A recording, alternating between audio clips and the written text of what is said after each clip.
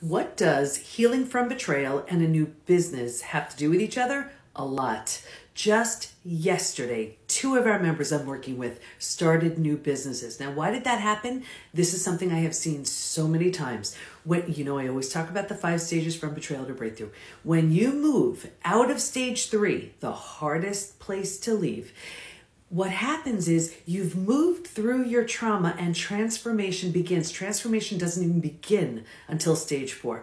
But you have taken the focus away from the challenge and the problem, not because you're just diverting your energy, because you've healed. You've moved away from it. And it allows you, it gives you the opportunity to focus on other things and what you're ready for now. So it is so common to see new businesses, new business ideas show up, new passion projects, new levels of health, new relationships with the person who hurt you, but a very different type of relationship, or with someone totally new.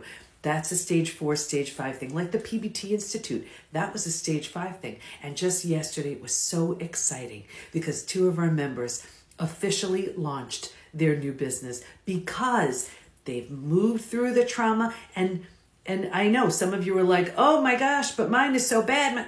It was horrible. They couldn't get out of bed. It was awful, just like everybody else in the beginning.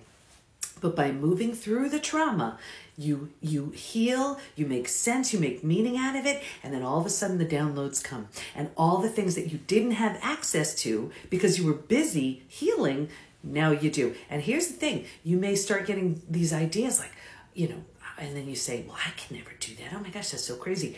You're getting those downloads because you're the one who's supposed to make it happen. So there's nothing more exciting than someone coming up with what they're really here to do, and they're finally ready for it. And it's because they have done the work to heal, and they're in stage 4, and it's just a really exciting place. So of course, here to help you, but I just want you to know what's possible. We see it every single day in the PBT Institute, and I saw it twice just yesterday. Follow for more.